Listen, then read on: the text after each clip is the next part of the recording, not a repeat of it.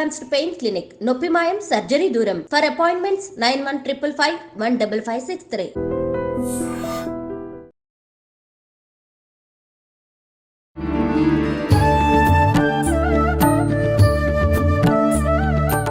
నమస్కారం గురుగారు. గురుగారు, భోజనం చేసే విషయానికి వస్తే భోజనం కూడా ఒక యాగం లాంటిది అని చెప్పి పెద్దవాళ్ళు చెప్తూ ఉంటారు. అయితే పాతకాలంలో కనుక చూసుకుంటే అందరూ కలిసి తినటము, కిందే కూర్చొని తినటము, మంచి నియమాలతో కూడుకున్నదైనా కూడా ఒక మంచి అండర్స్టాండింగ్తో అందరూ మాట్లాడుకోవడం కానీ, ఆ భోజనం తినే పద్ధతి కానీ చాలా బాగుండేది.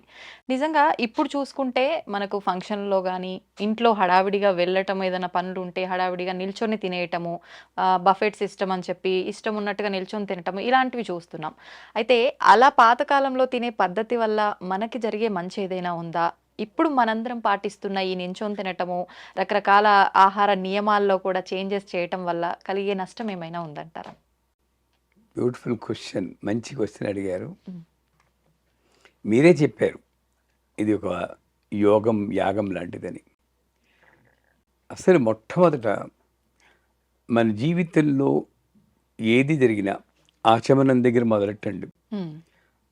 ఆచమనం నేను చేయట్లేదు, చేస్తుంటే కేశవ, నారాయణ, మాధవ నీళ్లు తాగనైనా నేను చేస్తున్నాను, నువ్వు తాగుతున్నావు. ఆ రకంగా చూస్తుంటే మన జీవితంలో జరిగే ప్రతిదీ కూడా భగవదార్పణమే. సో నేను అన్నం తింటున్నా, నేను తింటం లేదు. భగవంతుడు అహం వైశ్వానో భూత్వా ప్రణినాం దేహమాత్రితం అని మంత్రం చెప్పుకుంటాం. అంటే ఇక్కడ వైశ్వానుడు నరుడు అనే అగ్ని, జఠరాగ్ని దాన్ని భుజిస్తుంది అన్న శాస్త్ర ప్రకారం మరి అది కూడా పూజ. ఇష్టం వచ్చినట్టు చేయకూడదు. నెంబర్ 1. అది నమ్మకం అలా అని తెలిసిన వాళ్ళు చాలా తక్కువ. నెంబర్ 1. నెంబర్ 2, అన్నం తినేటప్పుడు అది భగవదార్పణం కాబట్టి అదొకటి. 2, భగవదార్పణం కాదు అనుకున్నా కూడా నేను తింటుంటే, ఇప్పుడు అన్నం తింటాం అనుకోండి, ఆ అన్నంలో ఉన్న ఒక మెతుకు, ఒక బియ్యపు గింజ ఏ నేలలో నాటారో ఆ నేల కొన్ని వందల సంవత్సరాల ముందు ఒక మరుభూమి శ్మశానం అయి ఉంటే, ఆ శ్మశానంలో ఎంతమంది శవ అయితే దహనం చేశారో వాళ్ళందరి కర్మల్లో కొంత శాతం ఈ ఒక్క గింజలోకి వస్తుంది. కోసివాడి కర్మ, ట్రాక్టర్ వాడి కర్మ, వండి వాడి కర్మ, వడ్డించి వాడి కర్మ, ఇన్ని కర్మలతో ఒక్క మెతుకు వస్తే నేను ఎంగిలికి పళ్ళం పట్టుకుని ఇలా బొక్కు బొక్కు బొక్కు బొక్కు మింగుతుంటే రోగాలు రాకేం చేస్తాయి? ఒక్క మెతుక్కి. అంచేత నేనేం చేయాలి? పెద్దలు చెప్పారు సుఖాసీనం అన్నారు. అంటే కాళ్ళు ఇలా మడత వేసుకొని కింద కూర్చోవాలి, ఆసనం వేసుకోవాలి, చాపో పేటో ఏదో వేసుకుని. అందుకే మా పూజల్లో మేము వడ్డిస్తాం తప్పితే బఫే సిస్టమ్ లేదు. కర్మ కాకపోతే అంత కోటీశ్వరుడు ముష్టాళ్ళలాగా ప్లేట్ పట్టుకోవడం ఏంటి, అక్కడక్కడికి భవతి భిక్షాందేహి అన్నట్లు వెళ్ళడం ఏమిటి? వాడు అందరి ప్లేట్లకి తగిలించి ఆ అంటకంచాన్నే మనకి తగ్గించేయండి, వీడు పవిత్రుడైపోయాడు తినడం ఏమిటి? ఇది కలికాలం కాకపోతే ఇంకోటి ఏంటి చెప్పండి? అదే బఫే లేవు. మా సత్యనారాయణ వ్రతాలు ఏది చేసినా కూడా నేల మీద వడ్డించారు. దానివల్ల ఇంకో ఉపయోగం ఏంటి తెలుసండి? వీళ్ళు వంగుతారు, అప్పుడే 0 ప్యాక్ వస్తుంది మీకు. ఇప్పుడు చేసే నానా రకాల డైట్లు అవసరం అక్కర్లేదు. ఆడవాళ్ళు వంగి వడ్డిస్తే చాలు, వీడి కింద కూర్చుని తినాలి. అవును, ఆడవాళ్ళు మగాళ్ళు అయిపోతుంది అక్కడ. కనీసం అంతవరకు అక్కడ టేబుల్ మీల్స్ అయినా పర్లేదు, కూర్చుని తినాలి. మా అమ్మని కూర్చుని తినరా ఎందుకురా అని అంటే గవ్వాన్ని పరిగెత్తపోతే పట్టుకుంటే. అంచేత ఆ పద్మాసనం కానీ సుఖాసనం కానీ వేస్తే ఇంకోటి ఏంటంటే ఇలా నిటారుగా పెట్టి ఇలా తిన్నాను కాస్త ఎక్కువ తింటాం కూడాను. పొట్ట ఎక్స్పాన్షన్ అవుతుంది కదా, ఎక్కువ తింటాం. వీళ్ళు ఏం చేస్తున్నారు? నిల్చుని తిన్నప్పుడు అన్నం పరబ్రహ్మ స్వరూపం. నన్ను ఈ శరీరంలో ఉండి నేను అనేక కర్మలు చేయడానికి ప్రోత్సహించేటువంటి ప్రాణశక్తిని నిలపడం కోసం వచ్చినటువంటి పరబ్రహ్మే అన్నం. అటువంటి పరబ్రహ్మని అలక్ష్య పెడుతూ నేను అటు ఇటు తిరుగుతూ తింటే అది ఆధ్యాత్మికంగాను మంచిది కాదు, మన శారీరకంగాను మంచిది కాదు. కిందను కూర్చుని ఫోన్ చేయడమే ఉత్తమం అన్నారు. తిని వాళ్ళకి వడ్డించి వాళ్ళకి కూడా ఇకపోతే అరబ్ వాళ్ళు ఉన్నారు. అరబ్ వాళ్ళు భోజనం చేస్తుంటే ఈ చేత్తో ఇది పక్కన పెట్టుకుంటారు. అంటే వాళ్ళు ఫాస్ట్గా వడ్డించేస్తారు. వడ్డిస్తే ఇది ఆకు నిండిపోతుందని ఈ చేత్తో పెట్టేస్తూ ఉంటారు. మనకి దేహంలో ఈ కుడి చెయ్యి తినడం కోసం పుట్టింది. స్పూన్ కూడా పెట్టుకోకూడదు. మీరు అన్నారు నిల్చుని తినడం. 5 వేళ్ళు పంచామృతాలు ఉంది, అమృతం కురిపిస్తుంది. అన్నం శుభ్రంగా కలుపుకొని నేను అమెరికాలో ఉన్నా, లండన్లో ఉన్నా, నేను హోటల్కి వెళ్ళినా కూడా నేను ఇలాగే తినేవాడిని. ఏది తిన్నా కూడాను ఏమంటే నవ్విపోదురు కాక నాకేటి సిగ్గు. ఎందుకంటే దీంట్లో అమృతం ఉందని మా అమ్మ చెప్పింది. సో అంచేత కూర్చుని చక్కగా 5 వేళ్ళు తోటి నేను భోజనం చేస్తే ఆరోగ్యకరం ఒకటి. నన్ను సృష్టించిన ఆ భగవంతుని అన్న రూపంలో, అందుకే ఔపోచన పడతాం. ఇందాక చెప్పాను కదా, ఆ కర్మ నుండి నేను తప్పించుకోవాలంటే చేతిలో నీళ్ళు వేసుకుని ఓం భూర్భువస్వః తత్సవితుర్వరేణ్యం భర్గో దేవీ. దీనివల్ల ఇంకో నియమం కూడా ఉంది. పంక్తి భోజనం అని ఒకటి ఉంది. అంటే ఏంటి, మానవుడు సంఘజీవి, నేను తింటే చాలు అన్నట్టు ఉండకూడదు. ఈ పంక్తిలా వేసారంటే, మాకు ఇంజనీరింగ్ కాలేజీలో చదువుతున్నప్పుడు ఒక నియమం ఉంది హాస్టల్లో కూడా. ఎడం పక్క వాడికి ఎక్స్క్యూజ్ మీ అని చెప్పకుండా నేను లేవకూడదు. ఎంత మంచి హ్యాబిట్ అది. వాడి పెర్మిషన్ లేకపోతే నేను లేవకూడదు. పంక్తి భోజనం అక్కడ కూడా ఉండేది ఆ ప్రిన్సిపల్.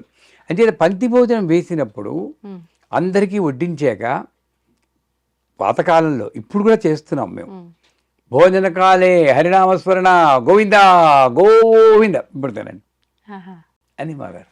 ఎంత గొప్ప ఆచారం అంది హిందువులది. నిజమే గురుగారు. ఇది మర్చిపోయాం.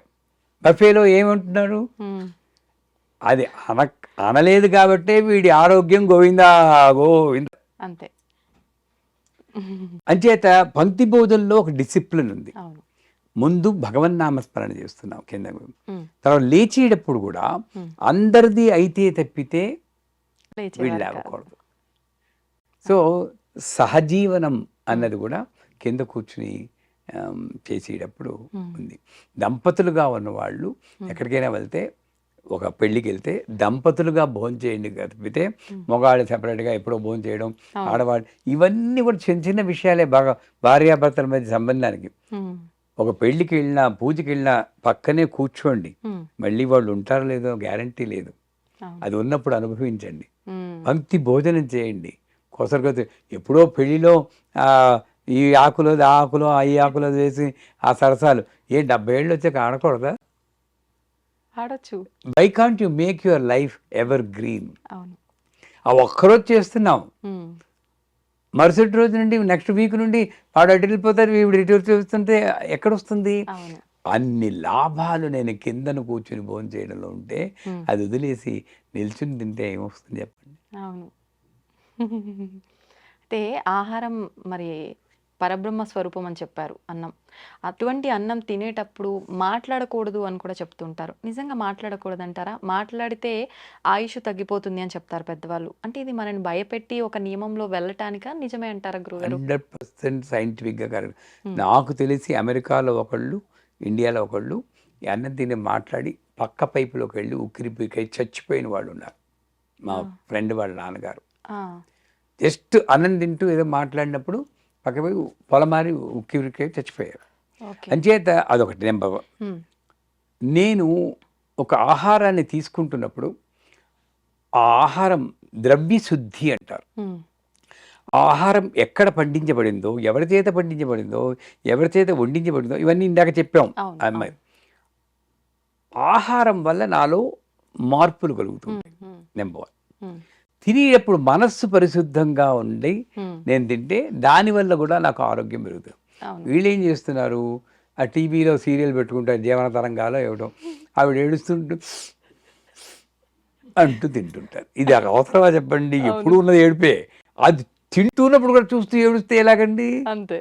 మన ఏడుపు మనకుండగా వాళ్ళని చూసి కూడా, వాళ్ళ ఏడుపు కూడా నేను వేసుకుని, మా పిన్ని గారు, మా అక్కయ్య గారు వచ్చి ఒకసారి నా చిన్నప్పుడు, ఒరే రాజా పోయేట్టే అనగానే, రాజా పోయాడా అని ఎడుతున్నాడు. మా నాన్నగారు వచ్చి, ఎవరు పోయారంటే జీవన తరంగాల్లో హీరో అట్లా రాజా పట్టుకుని తిట్టేశారు.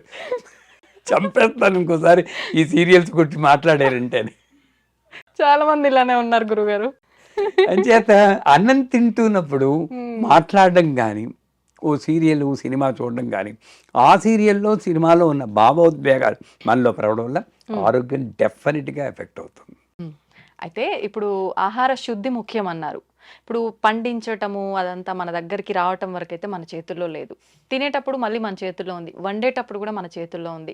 అయితే వండేటప్పుడు కూడా కొన్ని నియమాలు పాటించాలి. ఖచ్చితంగా మనం స్నానం ఆచరించిన తర్వాతే వండాలి అని చెప్పి కొంతమంది నోట్లో బ్రష్లు పెట్టుకొని కూడా కిచెన్లో పరిగెత్తు వంట చేసే వాళ్ళు ఉంటారు. నిజంగా ఎటువంటి నియమాలు పాటించాలంటారు? 100% వండేటప్పుడు శుద్ధిగా ఉండాలి. ఎందుకంటే నేను బ్రష్లు నోట్లో పెట్టుకుని అమ్మవారి చక్కెర పొంగల్ వండను. ఎవడు వండడు. అవును, అవును. ఎందుకంటే అది దేవుడికి అని ఒక ఆలోచన ఉంది. కానీ నేను మర్చిపోయేది, నా ఇంట్లో తినేవాడు, నా భర్త, నా భార్య, వీళ్ళు దేవుడి స్వరూపాలే, వాళ్ళు దేవతా స్వరూపాలే. అంచేత వాడొక్కళ్ళే దేవుడు, మిగతా వాళ్ళు దేవుడు కాదు అనుకోవడం వల్ల ఈ నేను అపరిశుద్ధాన్ని పవిత్రమైన స్థితి అంటారు. పళ్ళు తోముకొని నీళ్ళు పోసుకొని అన్నీ చక్కగా అలంకరించుకుని వండితే అది ఒకటి. ఆ పవిత్రమైన స్థితిలో వండకపోవడం వల్ల డెఫినెట్గా ఎనర్జీ, మనం అంతా ఎనర్జీతోటే డీల్ చేస్తాం. ఆ ఎనర్జీ ఇంబ్యాలెన్స్ వల్ల దాన్ని తిన్న వాళ్ళకి కొంత అనారోగ్య సమస్యలు సంబంధించడానికి అవకాశం ఉంది. ఒకవేళ అది కంటామినేటెడ్ ఫుడ్ అయినా ఈ మంచిగా వండడం వల్ల, శుభ్రంగా వండడం వల్ల దాని ఎఫెక్ట్ కొంత తగ్గుతుంది. అందుకే ఆ వండేటప్పుడు వంటింట్లో అన్నపూర్ణాదేవి యొక్క ఫోటో కానీ, సమయపురి అమ్మన్ అని చెప్పేసి శ్రీరంగం దగ్గర ఒక అమ్మవారు ఉన్నారు, అమ్మవారి ఫోటో కానీ పెట్టుకుని వండమంటాం. ఎందుకంటే ఏముందో ఆ ఫోటో అమ్మవారిలో ఉన్న శక్తి ఈ యొక్క అన్నాన్ని రక్షించి అమృతంగా మారుస్తుంది. నెంబర్ 1. వంటింట్లో ఒక స్తోత్రము, ఒక అమ్మవారి స్థితో, లేదా బాలకృష్ణ ప్రసాద్ గారి అన్నమయ్య కీర్తనలో పెట్టుకుని ఆనందంగా ఉండి ఇది తింటున్న వాళ్ళకి మంచి జరగాలి అన్న మంచి ఆలోచనలతో వండితే అది 100% ఇంట్లో వాడికి మంచిది. దాదాపు నేనే వండాలి, వస్తున్నాను ఈ సంసారంతో, ఎప్పుడు వదులుతుందో ఏమిటో అనుకుంటూ చేస్తాం. ఇదంతా తినవాడు రోగం రాకేం చేస్తుందండి? అంతే, అవునా కాదా? ఇంకోటి, అందుకే చిన్న చిన్న విషయాలే చెప్తాం. అగ్నిని వెలిగించేప్పుడు అగ్నిన్ దూతం వృణీమహే హోతారం విశ్వవేదసం అస్య యజ్ఞస్య సుకృతం అగ్నిదేవతాయ నమః ఆవాహయామి అని మంత్రం చెప్పుకుని స్టవ్ వెలిగించమంటాం. అప్పుడు ఏమవుతుంది? అస్య యజ్ఞస్య సుకృతం, నేను స్టవ్ వెలిగించడమే పెద్ద యజ్ఞం, దీన్ని ఒక క్రతువు కింద మార్చు. క్రతువు అంటే అనేక యజ్ఞాల సముదాయం క్రతువు. ఈ క్రతువులో వండిన పదార్థం అమృతమవుగాక. ఒక్క మంత్రంతో నీ కుటుంబంలోని ఆరోగ్యాన్ని నువ్వు కాపాడచ్చు కదండి. మర్చిపోతున్నా, మళ్ళీ చెప్తాను మంత్రం. అగ్నిన్ దూతం వృణీమహే హోతారం విశ్వవేదసం అస్య యజ్ఞస్య సుక్రతుం అగ్నిదేవతాయ నమః ఆవాహయామిని స్టవ్ వెలిగించాలి. వెలిగిన తర్వాత మంచి మనసుతో మంచి పాటలు పెట్టుకుంటే ఆరోగ్యాలు బ్రహ్మాండంగా ఉంటాయి. గురుగారు, ఒకవేళ మంత్రం అసలు చెప్పడానికే రాలేదనుకోండి, మామూలుగా అమ్మవారికి నమస్కారం చేసుకొని నేను ఇలా వండబోతున్నాను ఆహారం అని అలా ఏదో మనకు తోచినట్టుగా చెప్పుకొని నమస్కారం చేసుకుంటే సరిపోతుందా? ఈ మంత్రం రాని వాళ్ళు, ఓ అగ్నిదేవా, అది కనీసం ఇప్పుడు నేను స్టవ్లో మంట అంటే నాకు భగవంతుడు కనబట్టం లేదు. అవును, అవును. ఆ స్టవ్ మంటనే నాకు వచ్చిన భాషలో, తెలంగాణ అనండి, ఆంధ్ర అనండి, ఏ భాషలో ఒక భాష, ఓ అగ్నిదేవా, నీ ఆధారంతో నా పిల్లలకి, నా భర్తకి, మరి భర్త వండితే నా భార్యకి అనుకోవాలి. ఇంట్లో ఎవరు వండుతారో మనకు తెలియదు కదా, వాళ్ళకి నా వాళ్ళకి వండుకుంటున్నాను. ఇందులో నీ ఆధారంతో వండబడిన పదార్థం మంచిగా వండి వాళ్ళని రక్షించిన ఆయన. దట్స్ ఆల్సో చాలు. అలాగ ప్రతి పనిలోనూ నేను భగవంతుని తలుచుకుంటే అన్ని పనులు అనుకున్నట్టు నెరవేరుతాయండి. ఇక్కడ కూడా మళ్ళీ నమ్మకం నమ్మకం నమ్మకం అదే పని చేస్తుంది. సంతోషం గురుగారు. ఇప్పుడు ఈ తరం వాళ్ళకి మర్చిపోయి వచ్చే ఇబ్బందుల నుంచి బయటపడే మంచి మాటలు మా అందరికి కూడా తెలియజేశారు. ధన్యవాదాలు.